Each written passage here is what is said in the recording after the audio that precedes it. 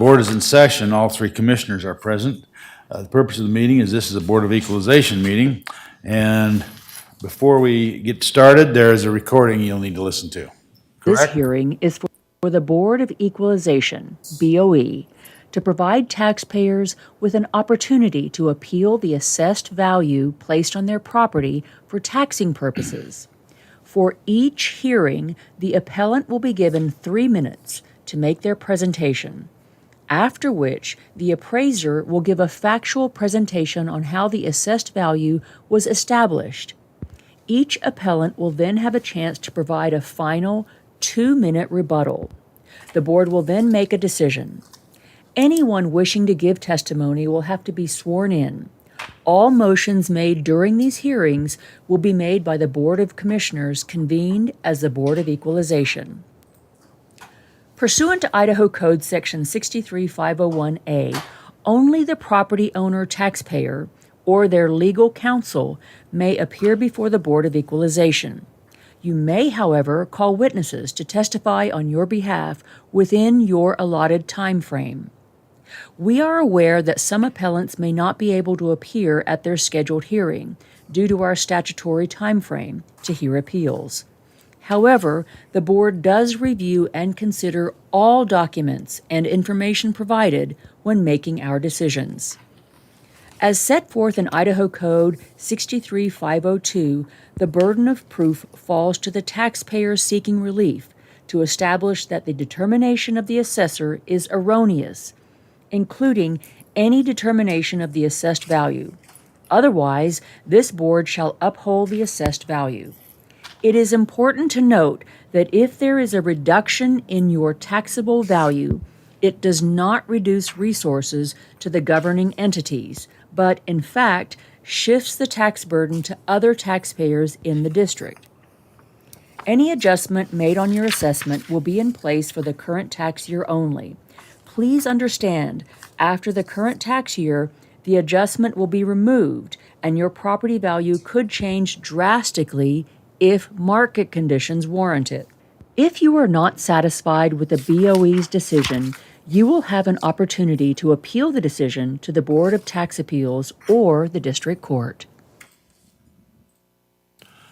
Okay, anyone wishing to provide testimony at this hearing, please rise and be sworn in.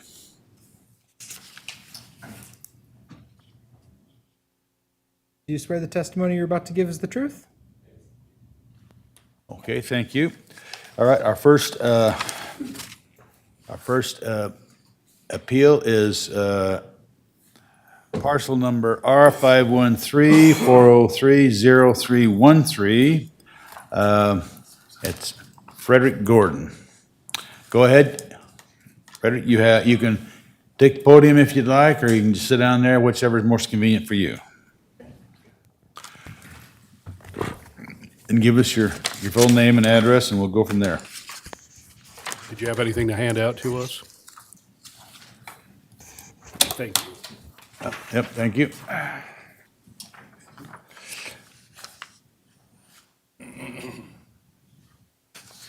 Okay, go ahead, sir. Good morning. My name is Fred Jensen. My address is 2014 North Hillway Drive here in Boise. So good morning to the commissioners. The assessor's office and myself have had several conversations about my notice. I was provided with 3 comps that they used to determine my value. One thing that should be noted is that these 3 comps, all actual sales, have assessments lower than mine. The first comp is 2201 Hillway. It's on the bench above my property. The home is on a view lot, and mine is not. It has a new deck, covered patio. The whole interior was remodeled in 2009 and is wired for a hot tub. It is a more deluxe property. It sold in June 2024 at $800,000, but the 2025 full market value, even with an actual purchase price of $800,000, was reduced by $115,600 to $686,400. Way below my assessed value of $707,000. I question how in 6 months when assessing the property as of January 1, 2025, it lost $115,600 of its value. The second comp is 3133 Hillway. It sold March 2024 at $670,000, but the 2025 assessed value was reduced to $648,400. If values were trending down, my full market value should have been lower too, but it was not. The lot on this parcel is larger than mine, square footage is less. The third and best comp provided is 2750 Lancaster. It sold May 2024 at $679,000, but the 2025 assessed value, like the two properties just discussed, was also reduced to $676,700. The lot on this parcel is larger than mine. The square footage is slightly less. My additional 285 of square footage has been assessed at $30,300 more than this residence, which I believe is excessive. Another similar characteristic that should be noted is that this property was remodeled in 2005 and mine was remodeled in 2008. While all these properties saw reductions in their full market value, even after actual sales occurred, my full market value increased by $40,700. To me, the methodology used for the assessments and values discussed in the three comps were not applied in a consistent manner to my property. To be more in line with the Lancaster comp, I am requesting the full market value of my property be reduced to $679,200. $364,200, no change requested on the lot. My residence at $315,000. At $315,000, my residence would still be assessed at higher than the three comps discussed. I hope I have shown a lack of consistency being applied to my property. Thank you for your consideration. Thank you. Okay, go ahead. Good morning, Commissioners. My name is Jacob Wilson, residential appraiser with Ada County Assessor's Office. The subject's property is located in the Lancaster Terrace subdivision in the Boise foothills. It is a two-story home built in 1965 that was remodeled in 2008. The property has 2,403 square feet, which features 3 bedrooms, 3 baths, and an attached 610 square foot garage. The home is of typical construction condition and is located on a typical lot size for homes in the area. The subject was trended for the 2025 tax year and increased 6.11%, which is consistent with the immediate neighborhood, and it has an assessed value of $707,000. In 2016, we physically inspected the property, remeasured the home, and updated the characteristics with the help of Mr. Genton. The characteristics and square footage have since not changed. On page 2, there are the results of our mass appraisal defense for the subject's area. Page 3 in your materials, you will see 3 comparable sales that support the current assessed value. All comparables used are similar to subject in age and physical characteristics and are smaller than the subject in size. These sales were adjusted for market appreciation that occurred since the respective sales dates and characteristic differences to the subject. Comparable sales have an adjusted sale price range of $701,600 to $777,600, with comparable one being the most heavily weighed sales given its closeness in overall square footage and overall condition and effective age. Pages 4, 5, and 6 are maps showing the subject's property location in relation to the comparables, a land equity map, and an aerial depiction of the subject. Based on the provided market data, the subject's property's 2025 assessment value of $707,000 appears to be well within acceptable market value. Thank you. Okay, any questions for our staff? Any questions? Go ahead. So, listen to the applicant's testimony there, and it sounds pretty reasonable to me, but can you explain why, so your number one comp is 2750 Lancaster, which you have at the sale price for $679,000, and that's what he's asking to be reduced to, and you're saying that's the most comparables, so what's the difference between this house and his house? Go ahead. So if we adjust the sale for time and square footage, it's a bit of a smaller home, we come up with an adjusted sale price of $728,100, which we feel reflects closer to the market at the lien date. And so Biggest difference then is in the total square footage. Yes. Okay, Okay, thank you. okay, go ahead. That was my question as well. It's the square footage difference that's the major difference in terms of the comparables. It looks to be, yes. Because the comparable has square footage of 2117 and the subject has, of course, square footage of 2403, correct? Okay. Any other questions to the assessor staff? Okay, no, okay. All right, you can take 2 minutes to give a rebuttal if you'd like. In addition to the Lancaster property, I would ask you to consider and take another look at comp number 1. This is a view lot with a deluxe home that actually sold for $800,000, but is assessed at $686,400. My property is assessed at $707,000, an assessed value that is $20,600 higher than this deluxe property. This is not an equitable or consistent assessment between the two properties. In fact, none of the comp residences provided to me by the assessor's office have a full market value even close to my assessed residence value of $342,800. The 3 comps with the lower residential values at $283,900, $284,200, and $312,500 shows the wide gap between the properties. I hope you will correct the discrepancy which I believe exists between the comps and my property. Okay, any questions for the applicant? Okay, no questions? Okay, thank you. Okay, well, any more information or questions we have from the board for either the applicant or for the assessor staff? Mr. Chair. Yes. So to the assessor staff, he's saying that on comp 1, it's a more deluxe home. So how are those two compared to each other, and can you explain the methodology on that one? So are you talking about his comp 1, the 2201 Hillway? Correct? Yes. We do account for view when we comp that out, and size. It has a difference in square footage as well. So it looks like and then when we time adjust it, plus all the comparable information, we come up with $777,600 for our adjusted sale price. So we are lowering it from the $800,000 sale price that it had to match his home. Okay, any more questions? Go ahead. Just, excuse me, Mr. Chairman, thank you.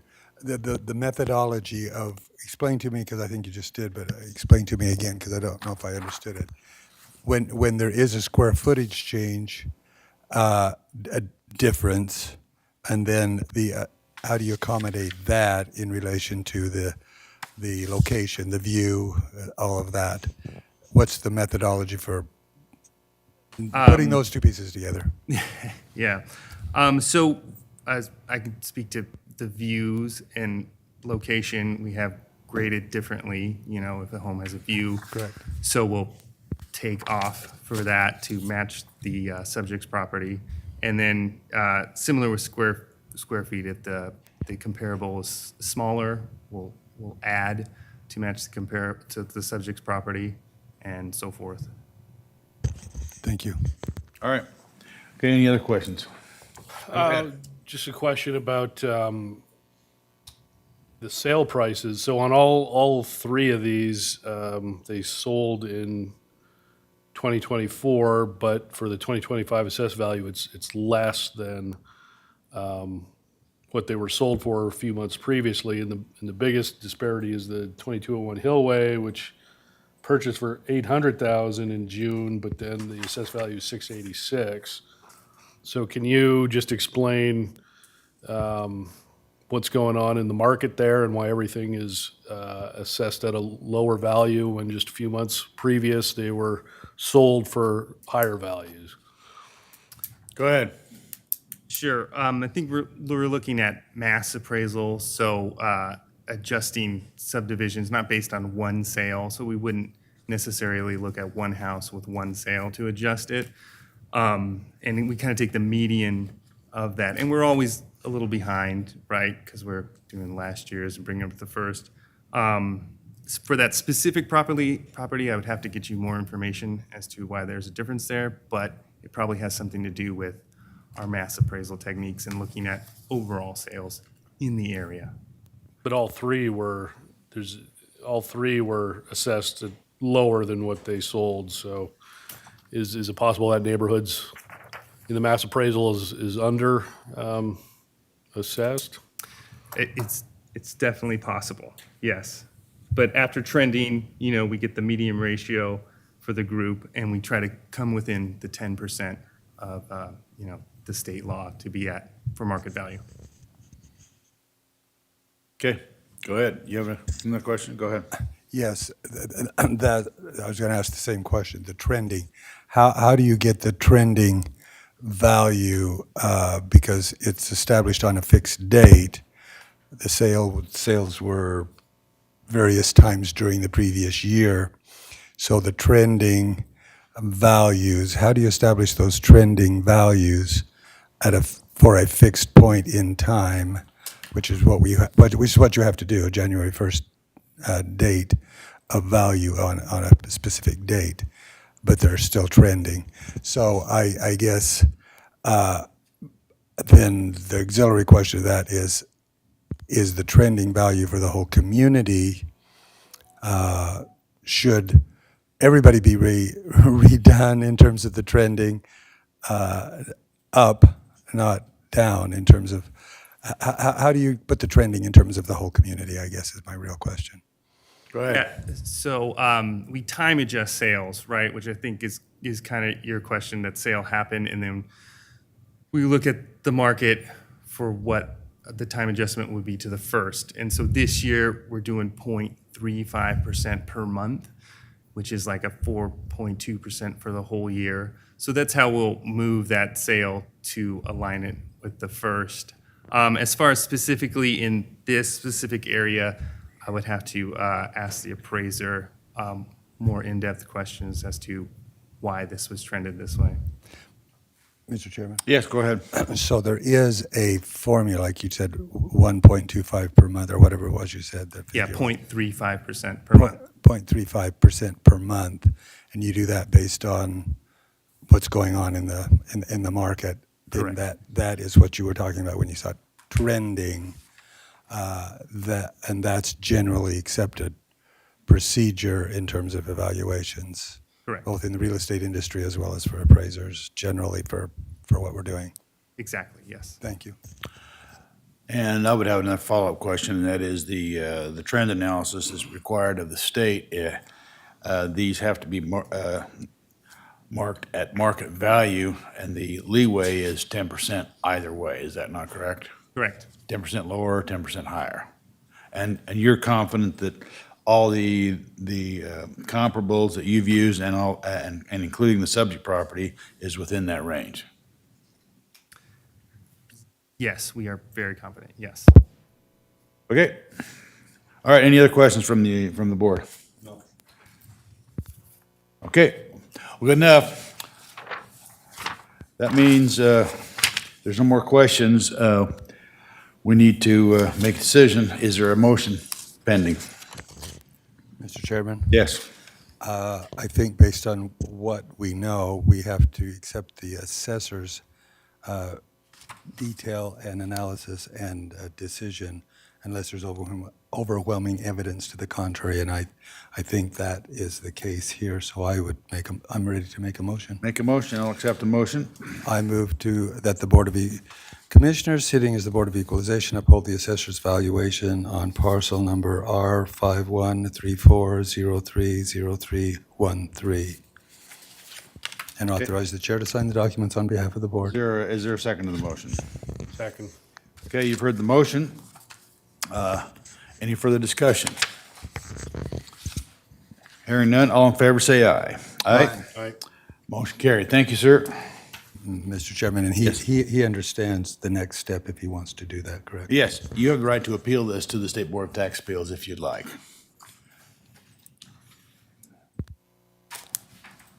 It's just a little bit difficult to hear you back here, but anyway, it stays as it's written.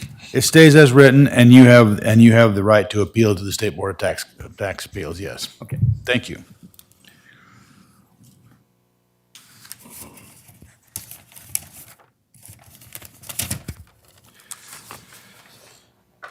Okay. The next, we don't have another applicant until 10 o'clock. So we'll take a recess till 10 o'clock. We're in recess officially.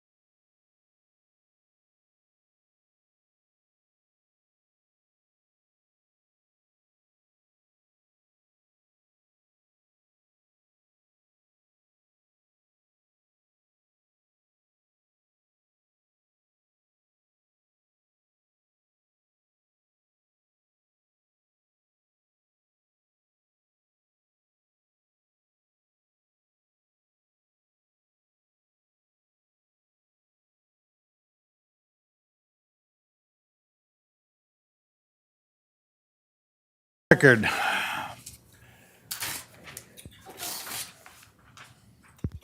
Okay, we're gonna get that recording. The purpose of this hearing is for the Board of Equalization, BOE, to provide taxpayers with an opportunity to appeal the assessed value placed on their property for taxing purposes. For each hearing, the appellant will be given 3 minutes to make their presentation, after which the appraiser will give a factual presentation on how the assessed value was established. Each appellant will then have a chance to provide a final 2-minute rebuttal. The board will then make a decision. Anyone wishing to give testimony will have to be sworn in. All motions made during these hearings will be made by the Board of Commissioners convened as the Board of Equalization. Pursuant to Idaho Code Section 63501A, only the property owner taxpayer or their legal counsel may appear before the Board of Equalization. You may, however, call witnesses to testify on your behalf within your allotted time frame. We are aware that some appellants may not be able to appear at their scheduled hearing due to our statutory time frame to hear appeals. However, the board does review and consider all documents and information provided when making our decisions. As set forth in Idaho Code 63502, the burden of proof falls to the taxpayer seeking relief to establish that the determination of the assessor is erroneous, including any determination of the assessed value. Otherwise, this board shall uphold the assessed value. It is important to note that if there is a reduction in your taxable value, it does not reduce resources to the governing entities, but in fact shifts the tax burden to other taxpayers in the district. Any adjustment made on your assessment will be in place for the current tax year only. Please understand, after the current tax year, the adjustment will be removed and your property value could change drastically if market conditions warrant it. If you are not satisfied with the BOE's decision, you will have an opportunity to appeal the decision to the Board of Tax Appeals or the District Court. Okay, we're now in session. If there's anyone wishing to present testimony at this hearing, you'd need to raise and be sworn in. You swear the testimony you're about to give is the truth? Okay, thank you. We'll first take up, the name is Alan Troy, and the parcel number is R142568010. Go ahead, Mr. Troy, you'll have 2 separate parcels. You got another parcel that you're up, and we'll take up this parcel first. Okay. Thank you, And do sir. you guys want some information that I have that I wasn't able to get in? Yes, anything you have that you want, you can provide to us. Well, this is actually both. The first is the first parcel and the last two are the second parcel. Okay.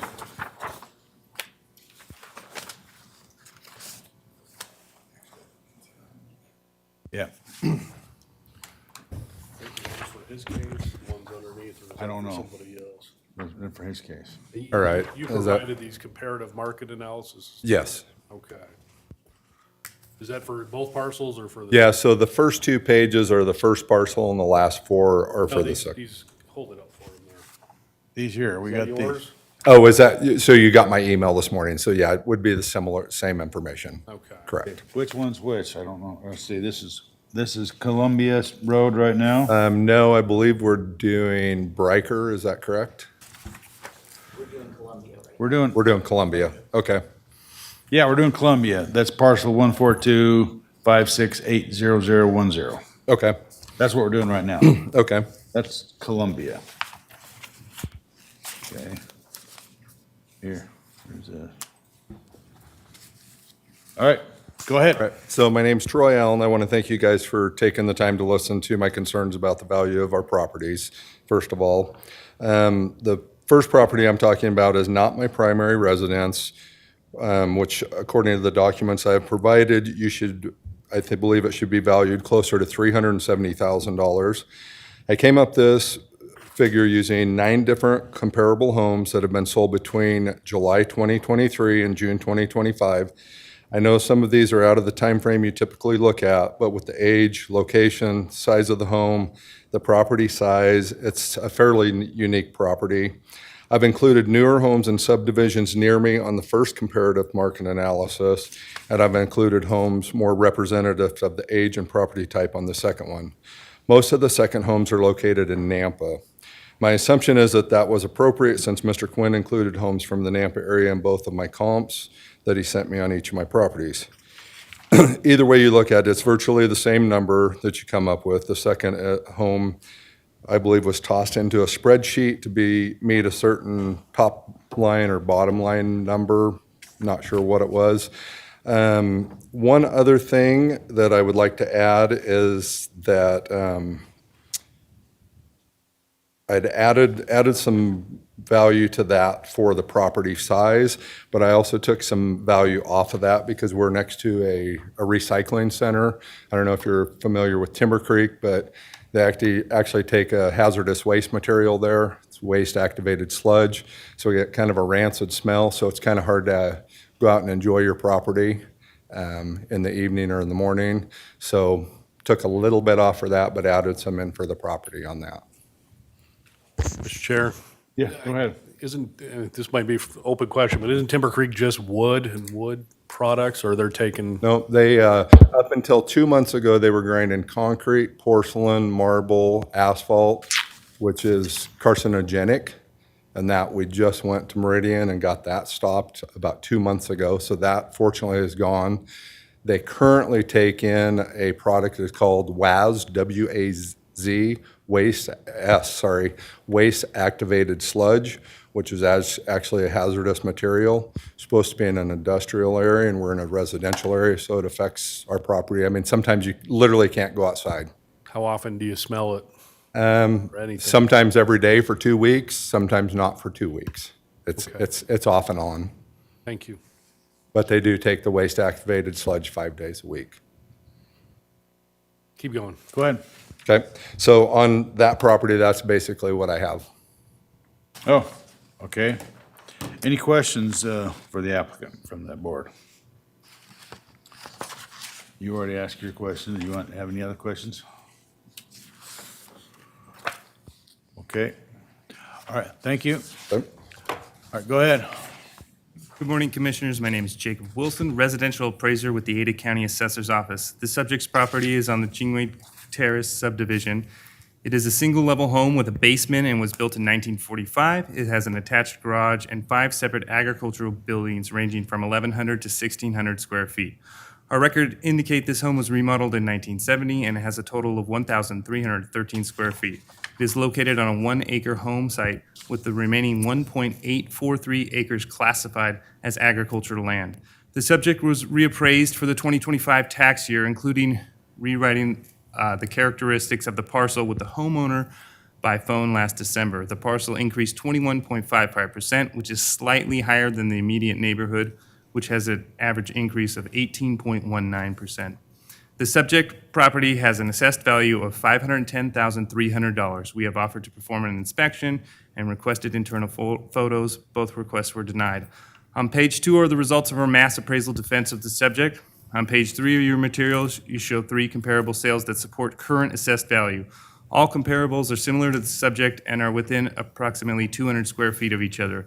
The range in construction date from 1920 to 1972, with land size similar to the subject's 1-acre home site ranging from 0.76 acres to 1.212 acres. All sales were adjusted for market appreciation that occurred since their respective sale dates, square footage, and size.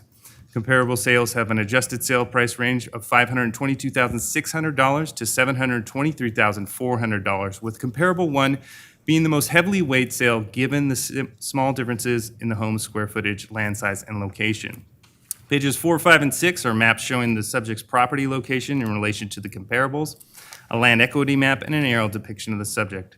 The homeowner has expressed concerns over percentage increase. The percentage increase is simply the product change in value from this year to last year, whereas our 2025 assessed value is based on recent market value, which includes our recent review of the property and current market conditions. Based on the provided market data, the subject's property's 2025 assessed value of $510,300 appears to be well within the acceptable range.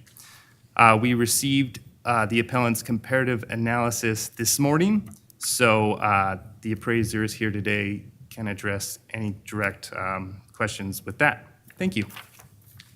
Okay. My question is, did you take into consideration the adverse impact of the location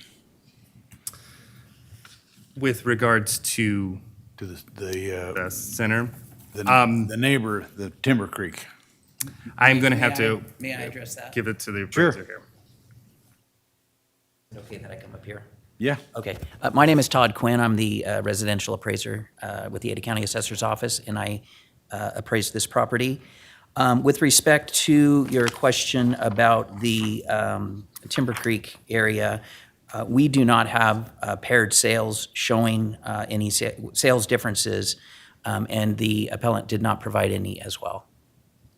Okay, so you haven't noticed any adverse impact based on comparable market sales? We don't have any data supporting that. Okay, all right, any other questions? Sure. Go ahead. Oh, just to follow up on that, you're saying you don't have any sales data, or you don't for that area? We don't have any sales data for that area. So you don't know if there's been an adverse impact because there's no sales that you can judge that on? Correct, and we asked for, we asked if the appellant had any, and he does not. So I guess, are you assessing it with the assumption that there's no adverse impacts? We're assessing it with the data that we have, and the data that we have doesn't address it one way or the other. As far as I know, we haven't looked into, we haven't done any paired sales, so we don't have data for that. And at one point, it was, one of the issues was, originally, we've never received a stated value from the appellant. This is the first time I've heard his stated value. So it was a matter of, we didn't have data for that. And even if we did, we wouldn't know how that would affect the sales, his sales value that he was looking for, because we didn't have that information. Okay, any other questions? Go ahead. Back to the sales value, I guess, because looking at your comparables, they're back to the question at hand in terms of the location. The comparables are a long ways away. So do you in your processes take into consideration more than just how far back do you go in terms of sales data, and then do you do sales data even if it's like 5 years ago, and then use a formula to the value, Good question. the values? As far as sales data goes, we use the fourth quarter of 2023, all of '24, and the first quarter of 2025. So essentially, we're looking between October 1st of '23 through March 31st of '25. We particularly are interested in the dates between all that fall within 2024. And the reason for that is because our lien date is January 1st of '25. So we're looking for the market, and the market for '24 is the best market that we have. We do have we do have one. We've got two parcels, so I'm not sure which one.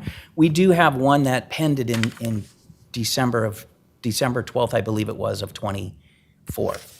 It actually sold, I believe, it closed in February. So we feel good about that sale because it pended for the value that it closed for, and that was in 2024. So with respect to your question about the data that we use, most of it, a big weight of it is for 2024. Now, as far as the area goes, he mentioned that we have some from Nampa, and again, we've got two parcels. I believe we did use one in Nampa, but it was Ada County. So there's a place along McDermott Road that is Ada County. I haven't had time to really look into in depth the parcels he used. But if he says that he used some from Napa, that very well could be Canyon County, which is I don't know if it is, but that's a separate market. Another follow-up. Go ahead. So his comparables that we're talking about, we just barely received this. We received them at 9:12 this morning, so we basically ran them through a comp grid, and the majority of those so we don't have a lot of in-depth analysis on those, but what we found in our comp grid is that they didn't have a time adjustment, so that's an important part of our deciding how much the value should be, because there was, I believe it was a 0.35 per month time adjustment that we had to include for each sale. The land sizes that we viewed from his sales were much, much smaller. He's on 1.7 acres, and a lot of the land sizes that he gave us, well, I'm looking here, I don't see any of them that are more than 0.2 acres. So there's a huge land difference there. And then the sales dates as well. A lot of those there's one from May of '25, which is outside the lien date. So again, we haven't had a lot of time to look at that information because we did just receive that this morning at 9:12. But from what I can tell, the majority of those comparables that he provided don't fit well because of the issues that I brought up. Okay, One more. go ahead. So even his comparables, because your comparables are a long distance from the location in terms of the point he's making in terms of location is important in this sense. It is important, and yes, that's a reflection of there not being a lot of sales available within the time frame that we had to go. It's still within Ada County, so we're still within Ada County. The home, it was built in, I believe it was 20, and then it was remodeled in 70. So we've got there's a lot of things that make it very unique. And again, I haven't reviewed his sales in depth, but the sales dates on those, I'm looking at 2020, 2024. I'm sorry, not the sales date, the build dates, 2020, 2024. That's a much different house than what we have. And so because of one of the reasons that makes our not having a lot of sales is because it's very unique. And we didn't want to just pull any houses in the area with that weren't comparable. Thank you.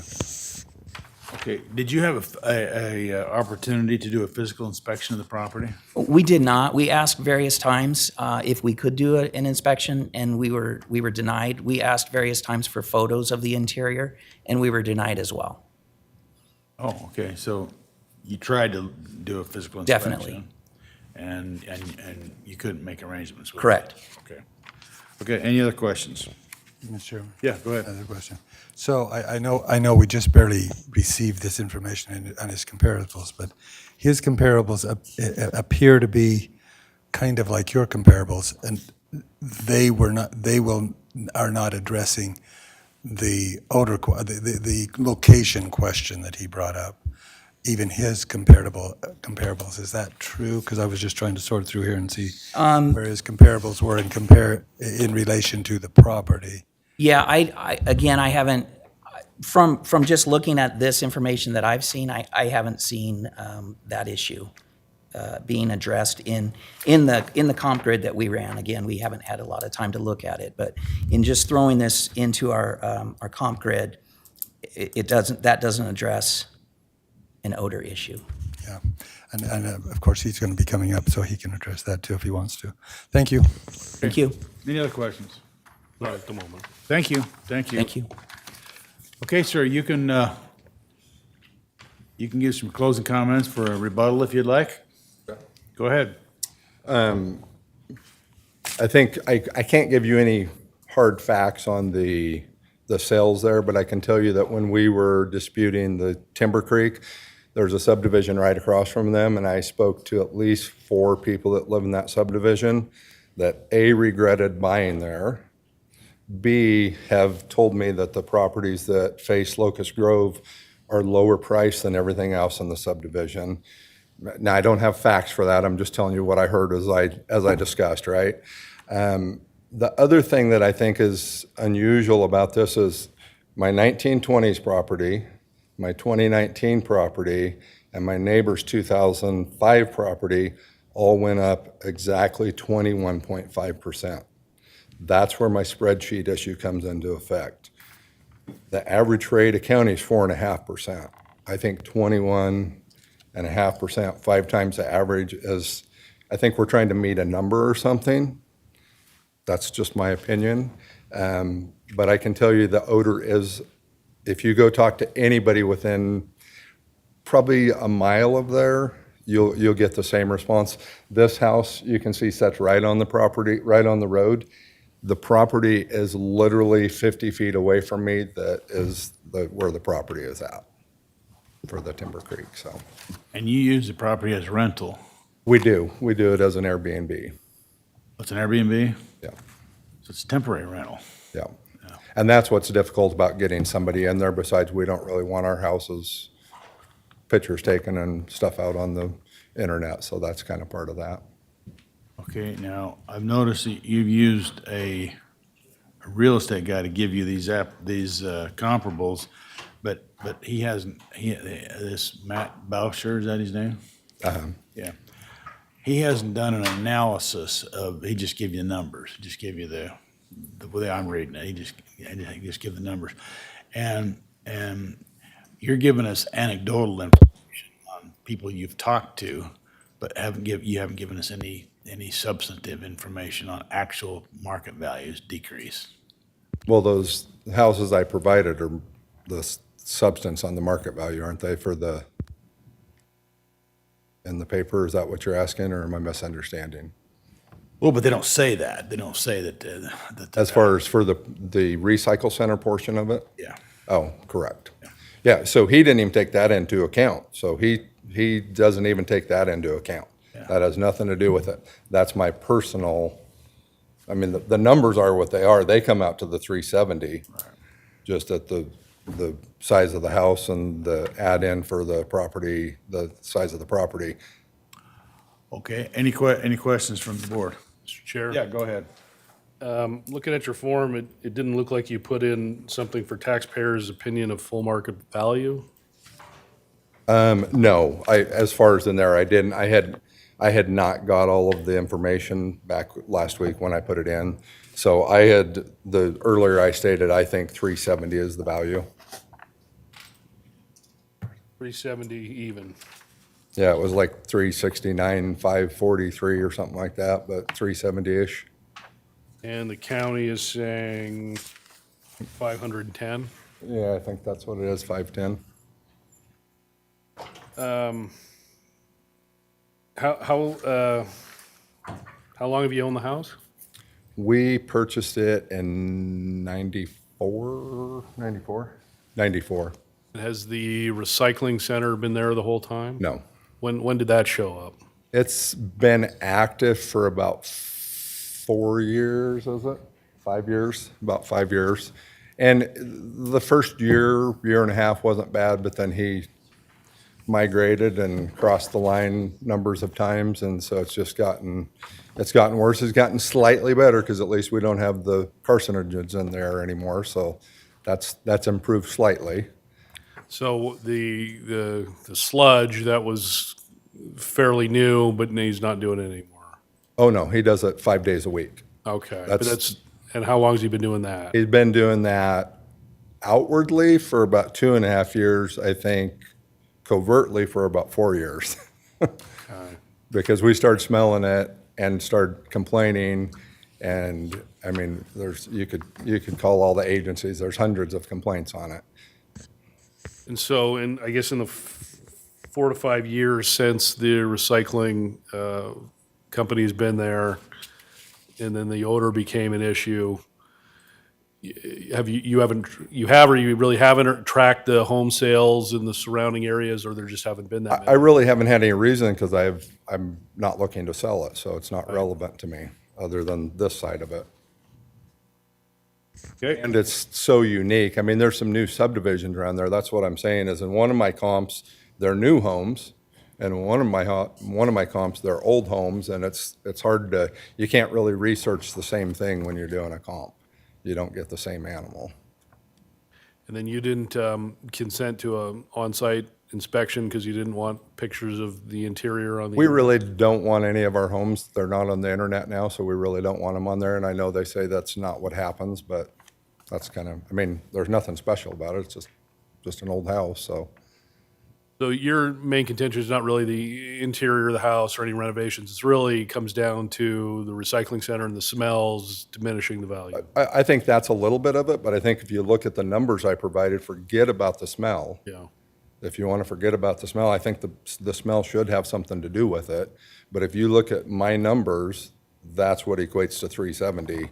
Whether you look at the new homes on little property or old homes on nearly the same property, it comes out to the same number within $3,000 or $4,000, whichever direction you take. There's two different comps on there if you look. One is old homes, one is new homes. And there's just no way to do, you're not going to find over an acre on new homes, so you do one or the other. Mr. Chairman? Yeah, go ahead. So you indicated on the smell side, because you said that's only part of the valuation criteria that you're That's content- just my opinion on it, because there's no value we can really place on it. But if you look at the numbers I provided, that's where I come up with the 370. But you indicated that you've talked to this City of Meridian, correct? You've talked to the City of Meridian, and they have addressed some of the issues, and are there other issues that they need to address that they may The be biggest addressing? issue right now is the waste-activated sludge. They did, like I said, they got rid of the grinding of the hard products. They're still doing the wood and the sheetrock and that stuff, which is, you know, it's a great thing that they're doing, other than when they had the things that they've slipped in. It's an agricultural, rural residential, but they're doing industrial product doing an industrial facility there that the City of Meridian's allowed. So I guess my point is, those are issues that may be addressed, they're appropriately addressed through the city and may actually be addressed, so they may be. City of Meridian will never address it appropriately. We've been dealing with it for 5 years, and they just keep going with the money that he provides and the service he provides for them, unfortunately. Thank you. Mr. Chair. Yeah, go ahead. I guess just to respond to that, I would say even if they cease to exist today, that wouldn't affect the value of the home at the beginning of the year. So I guess that's what we have to take into consideration. I think that's. Okay. Got anything? Okay. Any more questions? No. All right. All right, any questions of the assessor staff? I guess I'll ask, would it be more beneficial to the assessor staff to have a little bit more time to review his comparables?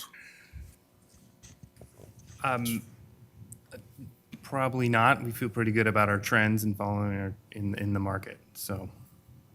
And regarding the odor issues, you're saying that you don't have any way to evaluate that. So there's not just some rule that says if, you know, a new smell comes in that's offensive, that automatic 5% reduction or anything like that. No, I don't believe we have a rule of smell yet. Well, you couldn't put up a rule, but you could if you had actual concrete data that would demonstrate with that, market then analysis, that would be considered in the marketplace, correct? Right. Okay, anything else? Any questions? He's- Go ahead. He's thinking. Commissioner Davidson is contemplating. I'm contemplating because I think obviously the smell diminishes the value. So then how do you come up with a number on that if there's no data to compare it to? And so if there's no data, my question would be, well, is that just a kind of a political question for the board if there's no data to go off? But it seems obvious that it should be reduced. Is that a sort of a political decision for the board to make? Because I don't know how else to evaluate it, but it does seem like there should be an adjustment based on the smell. Can I say one thing? I think it's kind of like a view. A view's worth $1 million to you and nothing to him. I don't know what the number is, But the assessor's office always seems to have a way to adjust for view. which seems odd because it's just that the house is sold with a view and this one sold without a view. And I don't think you can, there's no houses sold with a smell. So it's kind of the same question. I think it's pretty nebulous to grab onto. But I think if you guys look at my numbers, and then if you want to throw some in for that, maybe we're below 370, maybe we're down to 300, I don't know.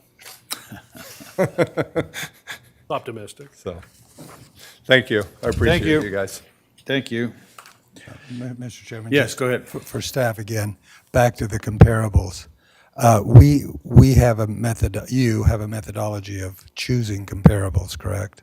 So there's any number of ways to do that, but the methodology you use for comparables is generally accepted processes for comparables, correct? Yes. So, thank you. Well, and then to Commissioner Davidson's approach, simply because there's an assertion of a deterioration of market value based on a smell is not sufficient. You have to have actual evidence, is that correct? Correct. And you've calculated that you do not have actual evidence. Correct. Okay. All right, any other questions or before we proceed? Okay, nope. Okay, I will accept a motion. Is there a motion? Well, I'll throw one out. So there's no sales data evidence, but I think there is evidence of the smell. And to me, it's just reasonable to say that, well, would you want to spend $500,000 on a house that has an oppressive smell there? I just think reasonably, logically, you can't say it's worth that much with the factor of the smell. So the assessor's office is saying they have better comps than the appellant, but I would be open to reducing it from 510 to 450. So to compensate for the smell, I would move for valuation of 450,000. Mr. Chairman, I don't think there's sufficient evidence to support that based on the ambiguity of smell as it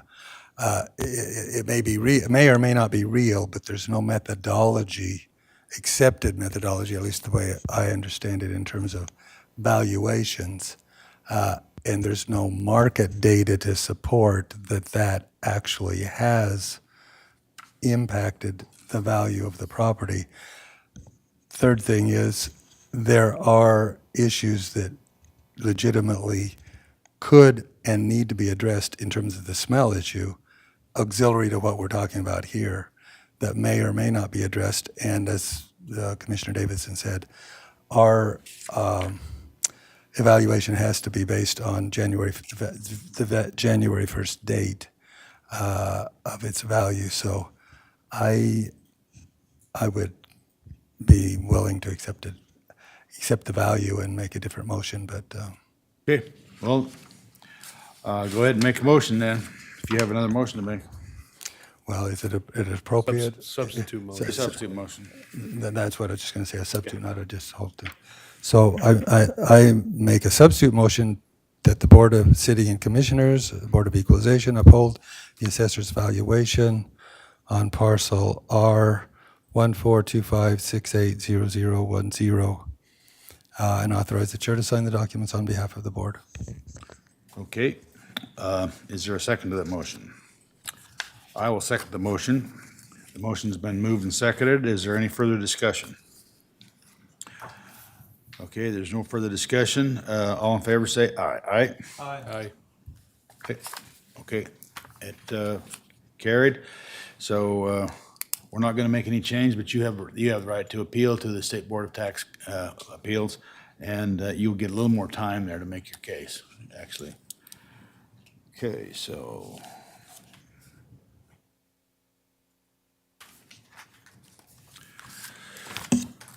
Okay, we will then now take up the appellant's second one, which is, let's see, see, which one is that? That's, Riker Lane? Riker Lane, yeah. Yeah, we'll take up Riker Lane.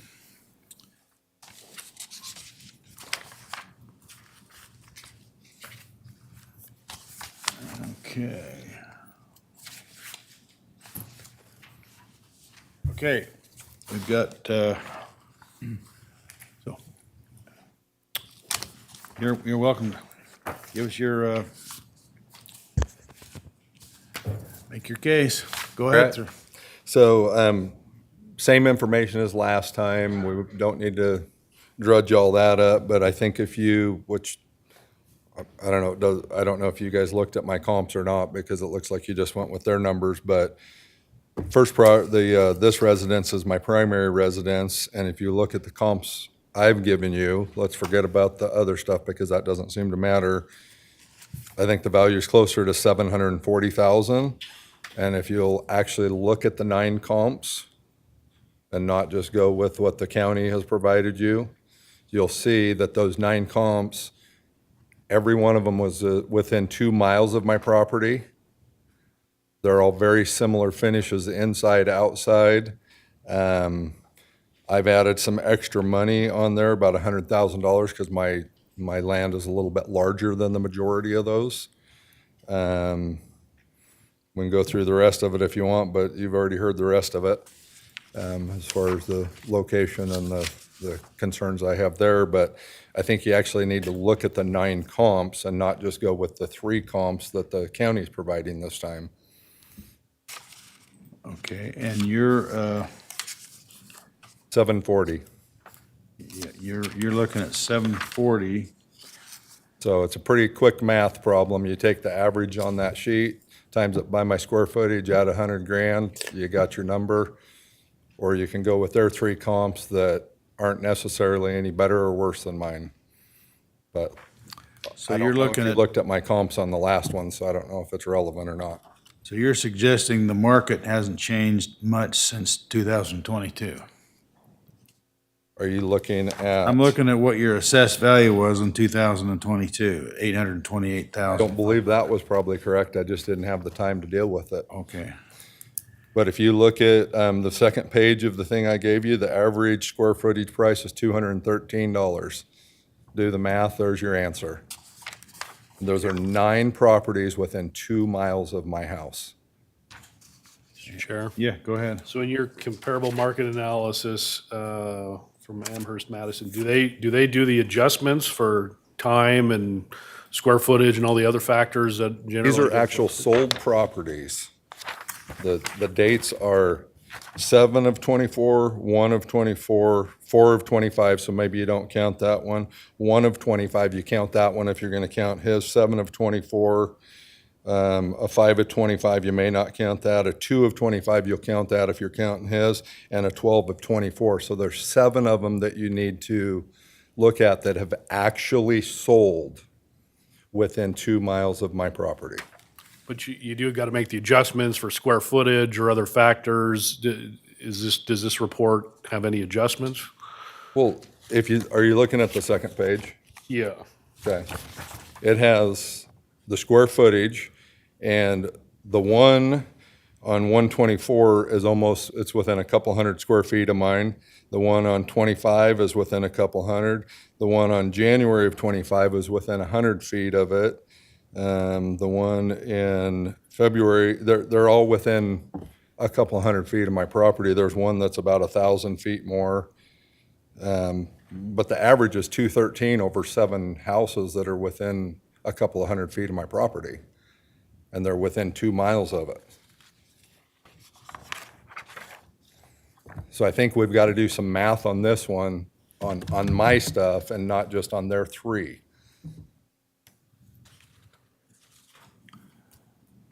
Because I think even on the last one, you take out my concerns on that, there wasn't any math done. You guys just took his 3 and said that's the answer. So I think there needs to be a calculator used up there or something. Okay, Chair. go ahead. So to the assessor's office, have you had a chance to review these comps and If so, do you have any disagreement with them? Yeah, our appraiser. Oh, wait a minute. You finish your 3 minutes and then we'll take questions and then we'll let the assessor give their representation. So do you have anything else? you'd like to- I just want a calculator used this time. Okay, well, we got plenty of And it'd be calculators. great if we'd taken the Timber Creek as a deal like you had said, which Yeah. we're not gonna do that, so. Okay, thank you. All right, now, go ahead with the assessor. If you can give your case. Good morning, Commissioners. My name is Jacob Wilson, residential appraiser with the Ada County Assessor's Office. The subject's property is in the Shinquay Terra subdivision. It is a single-level home with an upper bonus area built in 2019 that has 3,773 square feet.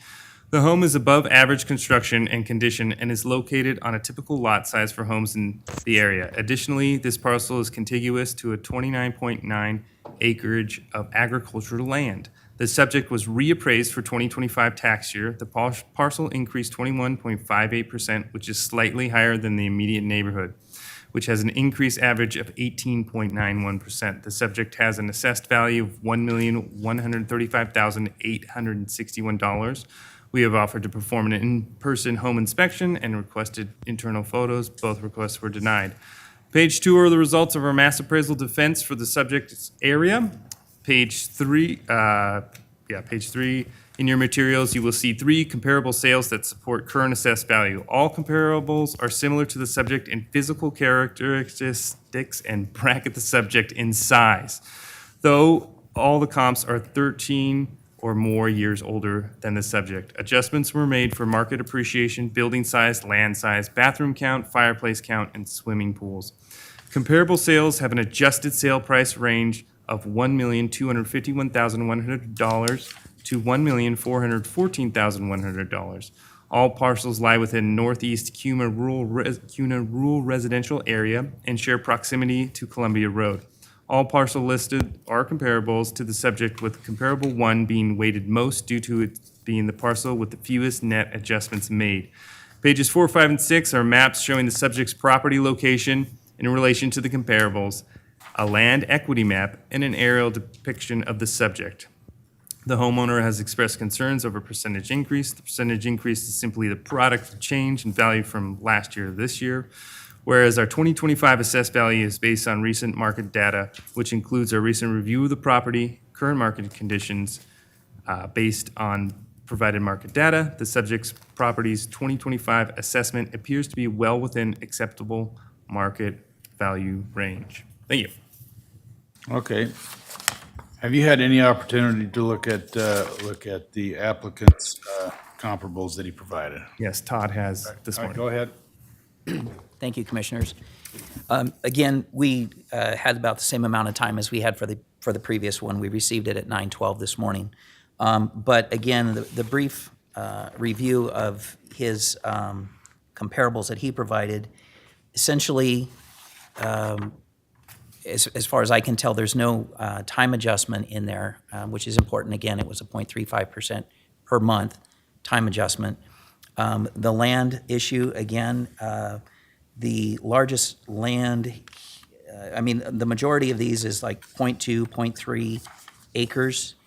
I believe there is one in here that is one acre, 1.022, and that's the biggest one he's provided. And ours is 1.760, so again, there's a difference there. The quality does not appear to be the same. His is a custom home, and the sales dates on a lot of these, as he mentioned, are outside the lien date. And the pure sales, again, I haven't reviewed his analysis in depth, but the pure sales numbers don't have a time adjustment on them. And there's no, it doesn't appear there's any adjustment for square footage differences either. Okay. Any questions? It seems as though the market value change is a little higher than what we're used to. Is there a reason for that? Yes, there is. As Jake mentioned, this was in the 2025 reappraisal area, territory. So I took a close look at the property and viewed it, and it appeared to be a very high-quality home. And when the appellant had called to and voiced his disagreement with the increase, I asked again if we could come and take a look at the interior and get interior photos to verify the quality that we have on it, but we were denied. And that would have had an impact how? It would have shown us what was, if the outside looked like the inside. The outside looks very nice. I believe it's a custom home. And the interior, if it matches the exterior, it appears we have the right quality on it. Okay, any other questions for the appraiser? Go ahead. Yes, so what you're saying is basically the time adjustment, the land adjustment, and the custom home, correct, are some of the things you've used to evaluate it in terms of keeping them. Correct. So I'll go back to the custom home.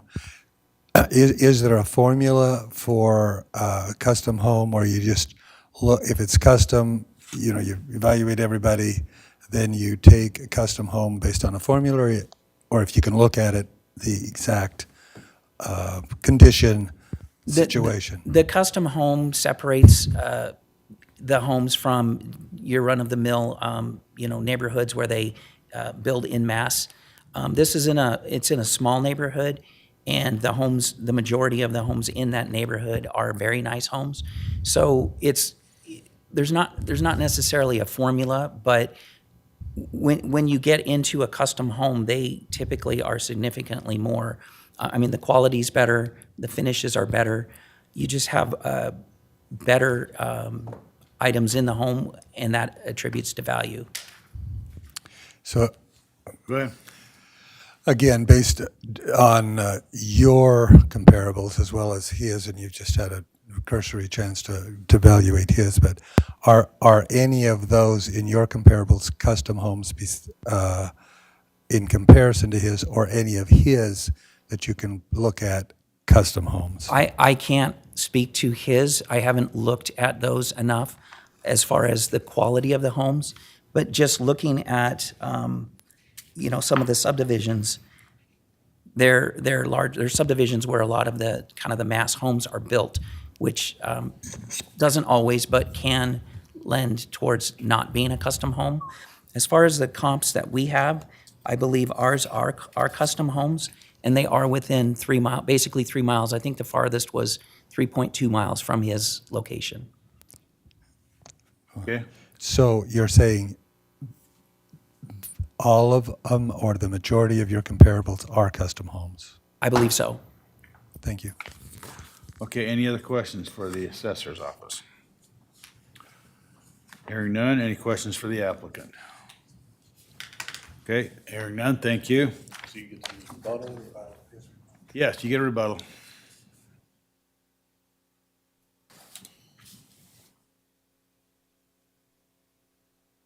Thanks again for listening to me. I think when we're taking opinions, his opinion is it's a custom home. His opinion is custom homes are more. His opinion is my comps are not custom homes are nice. If you look at that stuff that you printed out, those homes that I sent you are beautiful homes. They're not cookie cutter Corey Barton homes. They're beautiful homes. So I think my average number there at $213 a square foot is acceptable. And even if you take out the 2025s and the time adjustment and all that, these are real prices that have happened within months of now. So we're very close to where we need to be, I think, if you look at my numbers. So I implore you to actually look at my numbers this time. If you want to flip through that and look at some beautiful homes that you're interested in, whether they're custom or not, they're beautiful homes, and I believe the people that bought them probably customized them as they went along. You don't buy a $500,000 or $700,000 home and just come in and let them pick out all your carpet and all that without you doing that. So I'd say most of those were not spec homes. Okay, any questions? All right, no questions, thank you. Thank you. Okay, here we are. Mr. Chairman? Yeah, go ahead. I do have another question for the appellant. Uh, Is, is there a reason why you didn't provide this information earlier? Because getting the market analysis, we were out of town until Sunday. So I literally scrambled to get this, trying over the weekend to get it was the biggest thing. We've been out of town, and I got the letter that actually just sent with my wife that said we had to get it in 3 days in advance. I literally got that on Monday when I got back in town. So, Thank you. yeah, life. All right. Okay. Any other question or discussion? Okay, I'll accept the motion. Mr. Chair, Yep. my thought is I'd be willing to make a motion to table this till 1 o'clock to allow the assessor's office just a little more time to review these comparables and maybe have another conversation with the appellant. But since we only have one thing at 1 o'clock, then if you're able to come back, if this motion passes, then that might give people a little bit more time to look at the information. Go ahead. Mr. Chairman, I don't know that that would give enough time, and if we make a decision to agree with the assessor, the appellant does have time to go to the Board of Tax Appeals to do the kind of thing that actually give detailed analysis that even between now and 1 o'clock, we wouldn't be, in essence, fair to the property owner, in my opinion. But so I don't know that that would give him the kind of time that he would need to present his case sufficiently. So, and he still does have that option. And if he chooses to whatever decision that this board makes, he can appeal that to the Board of Tax Appeals, and he'd have more time. He'd have way more time to actually substantiate your point of view. So are you ready to make a motion then? So, Mr. Chairman, yes, I am. I move that the Board of Commissioners, sitting as the Board of Equalization, uphold the assessor's evaluation on parcel R1425680060. Again, based on the fact that the timing, we don't have enough time, the assessor doesn't have enough time to consider this, but in an appeal, if the property owner wants to go to the Board of Tax Appeals, that's when they would have enough time to evaluate in detail all the information that we don't have time to do. So, and authorize the chair to sign the documents on behalf of the board. Okay, is there a second to that motion? Second. Okay, you've heard the motion. Is there any further discussion? Hearing none, all in favor say aye. Aye? Aye. Motion carries, thank you. You can appeal this to the Board of Tax Commission, and you'll have more time to make your case in. So what different information, you said I didn't give detailed information, what would I be looking for to get that to be different than comparable analysis? Well, the comparable analysis that you provided had no adjustments to it at all. It was just, here's some sales. And as any appraiser would notify you, there is adjustments made on every sale for some reason. And so I would suggest, if you're going to take an appeal to the Board of Tax Commission, you get a legitimate appraisal and give that to the Board of Tax Commission. Mr. Chairman, just as another comment, the time adjustment and the land adjustments and the custom home adjustments, I think all of those are relevant to the argument that we don't have time to consider. Say that again, I didn't. The time adjustments, the land adjustments, and the custom home adjustments, those are things that we haven't, I don't think we have enough time to flesh out. And I think to your credit, it would give you time to do that more appropriately than we have time to do. The process, will I get some paperwork that tells me how to do that, or? Yes. Yes, and you'll get a signed statement of what we did here, and you'll get a notification of how you can appeal that. Yeah, okay. All right, thank you. Thank you. Okay, next up, we'll take up parcel number R512-255000040. Thank you.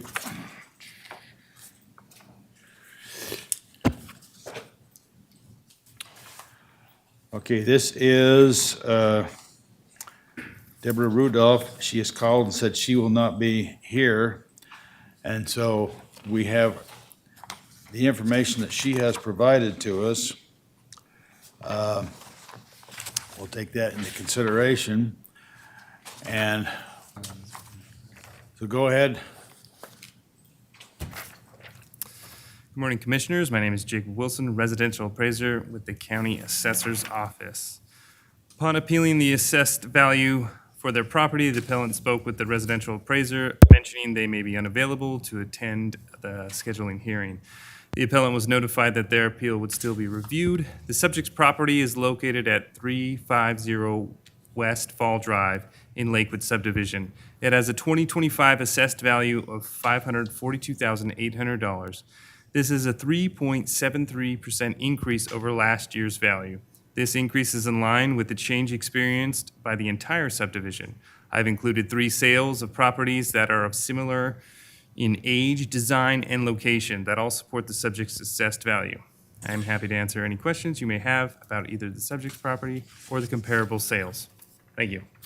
Okay, any question of the assessor staff? Go ahead.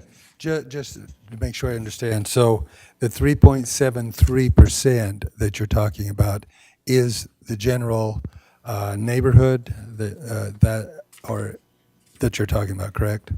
Yes, correct. Yeah, the range in the neighborhood, it ranges from minus 1.74% to 5.67% as far as increase, decrease for that area. Mr. Chairman, follow up. Go ahead. And that's sales, correct? Correct. Thank- Assessed value, I apologize. That's the assessed value for 2025. That's, okay, thanks. All right. All right, my question would be, she has provided a number of comparables in her actual appeal. Have you had a chance to analyze those? Yes, our appraiser reviewed them. We feel they are, they're not in the actual neighborhood. We have better comparables that are within the subdivision, better sales that more represent the area. Okay. Any other questions for the assessor staff? Okay, no other questions. I'll accept a motion.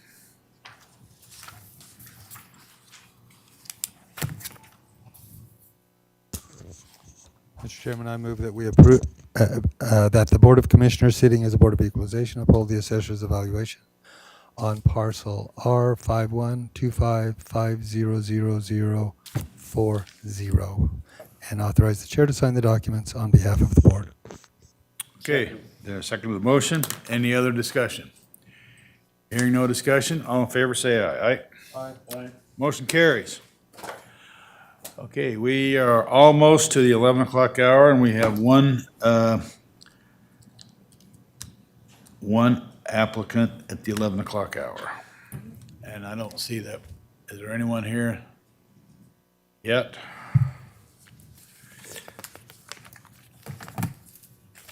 Was Eric, John Stockton, were they going to appear, do you know? I spoke to him the other day regarding the information that he provided. He didn't say whether he was coming or not coming. I assumed he would be. Okay, well, we'll wait until we get to the 11 o'clock hour, and then we will proceed. If he's here, he can give us some information. If he's not, okay.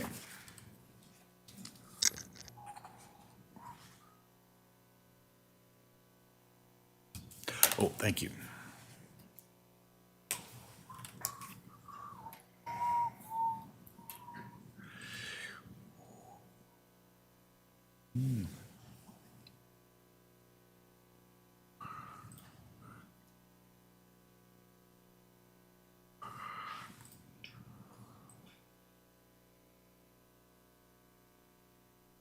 House?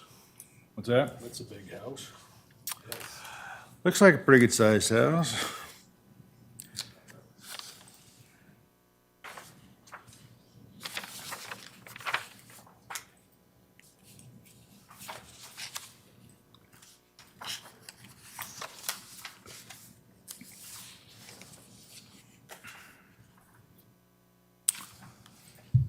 taking a fairly good jump from last year, 2.6 to 3.2.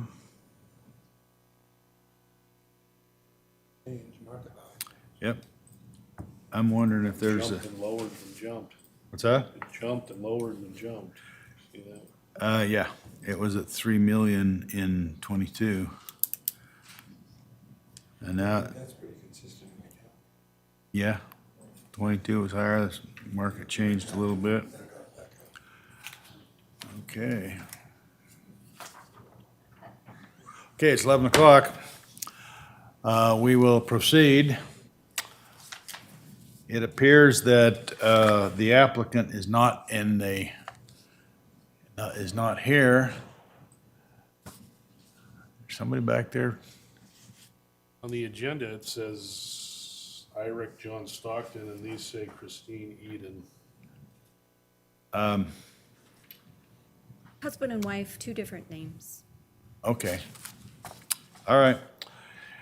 Well, the applicant is not here. They are husband and wife, but they have two different names, correct? Correct. All right. Okay, so go ahead. Sorry, I Yeah, need, you need to swear her in.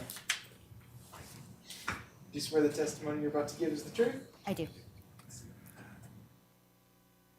I think we can dispense with the recording. Go ahead.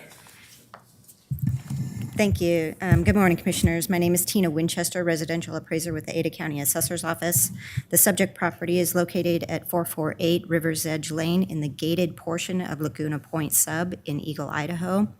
The area was trended for the 2025 tax year with an average 20% increase and an assessment of $3,243,200.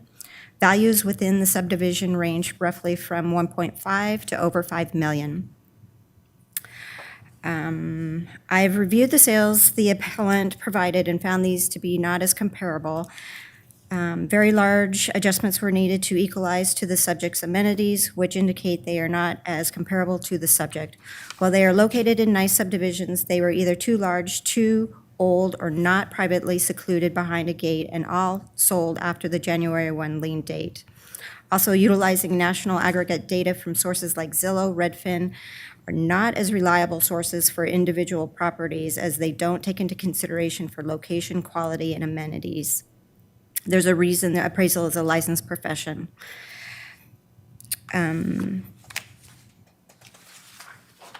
Based on the information available to us, utilizing the sales that most represent the subject's character and amenities, we feel that the assessment of $3,243,200 is fair and reasonable. Thank you. Okay, any questions to the assessor staff? All right. Just to reiterate what we were saying, so the comparables, you didn't consider actual comparables, like not secluded, not gated. They weren't comparables in the sense that you used. Correct. I did use them, I did put them in an adjustment grid to see how they do actually compare out, but large adjustments were needed to make them equitable to the subject. The comparables that I provided have fewer adjustments needed, which means that they are closer to, in comparison to the subject property. So, but even after making the large adjustments to his properties that sold after the January 1 lien date, they still support the assessed value that we have. So I was unable to make changes for them. Mr. Chairman? Go ahead. Again, just to reiterate what you just said. So you said even when you took theirs, made the appropriate adjustments, it still stayed within the range of what your calculation was. That is correct. Thank you. Okay, any other questions for the assessor staff? Okay, hearing none, I will accept a motion. I move that the Board of Commissioners, sitting in the Board of Equalization, uphold the assessor's evaluation on parcel number R1485770692 and authorize the chair to sign the documents on behalf of the board. Okay. Second. All right, you've heard the motion. Is there further discussion? Hearing none, all in favor say aye. Aye. Motion carries. Thank you. Thank you. Okay, we will be in recess till 1 o'clock. We're in recess. Thank you.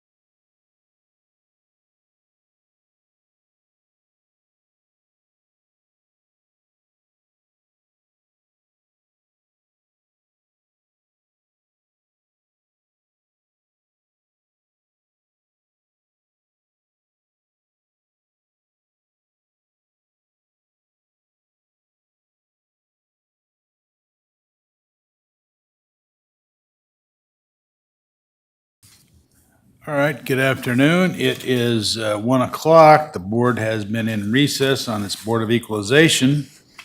All three commissioners are present, and we'll begin our 1 o'clock hearing. We have on the agenda application, our parcel number R107-1150030 with Mr. Michael D. Rice. Do you need the recording and the swearing in?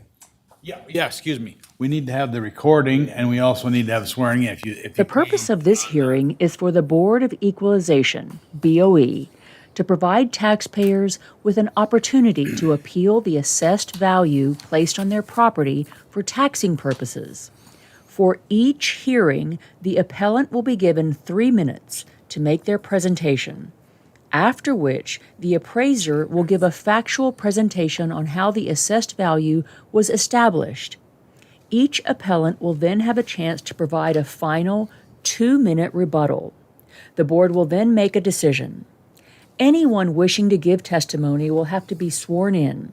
All motions made during these hearings will be made by the Board of Commissioners convened as the Board of Equalization. Pursuant to Idaho Code Section 63501A, only the property owner taxpayer or their legal counsel may appear before the Board of Equalization. You may, however, call witnesses to testify on your behalf within your allotted time frame. We are aware that some appellants may not be able to appear at their scheduled hearing due to our statutory time frame to hear appeals. However, the board does review and consider all documents and information provided when making our decisions. As set forth in Idaho Code 63502, the burden of proof falls to the taxpayer seeking relief to establish that the determination of the assessor is erroneous, including any determination of the assessed value. Otherwise, this board shall uphold the assessed value. It is important to note that if there is a reduction in your taxable value, it does not reduce resources to the governing entities, but in fact shifts the tax burden to other taxpayers in the district. Any adjustment made on your assessment will be in place for the current tax year only. Please understand, after the current tax year, the adjustment will be removed and your property value could change drastically if market conditions warrant it. If you are not satisfied with the BOE's decision, you will have an opportunity to appeal the decision to the Board of Tax Appeals or the District Court. Okay, anyone wishing to give testimony at this hearing, would you please rise and get sworn in? Go ahead. Do you swear the testimony you're about to give is the truth? Okay. All right, well, good enough. We are now taking up parcel number R107-1150030. That's with Michael D. Rice. So you can give your presentation from where you are, or you can go to the podium. It's up to you. I'll just sit here. All right, go ahead. Can you hear me okay on mic or whatever? I can hear you fine. Pull it up a little bit there. Oh, it moves. I was trying to move the thingy without moving that. There you go. Go ahead. Much better. Okay, so two major things. First, on this yellow paper I gave you all on top, I tried to concise some things down. Sorry, I lost my glasses, so I couldn't type this. First, in 2002, I won the BTA decision on the reduction of the land value of this property because it has an extremely steep slope that I've fallen down several times at this point, non-irrigated, not sprinklered, and comparing it to all my neighbors who have spent lots of money to fix those problems and put in pools or hot tubs, et cetera, or gardens. I got a bid for that at that time, and I have a copy of that if you want it. It was going to cost me $98,000 to $100,000 to fix that. So the BTA decision was to reduce that property $37,400, and it got switched back to the property, the house itself, for improvements, a request of Ada County. So I'm requesting that be reinstated at $37,400. Probably most importantly, although additionally, B on that shows that in about 34 years, nothing's really been done to this house, except I did have to put a roof on it to even insure it. when I bought it in 2019. So I'm listing out the things that are wrong, and there are pictures attached. There's also bids attached in the file I gave you for exterior paint, replacing the old worn-out carpet, replacing the old Formica with something solid surface like all my neighbors have, that I've been in their houses, all my neighbors have.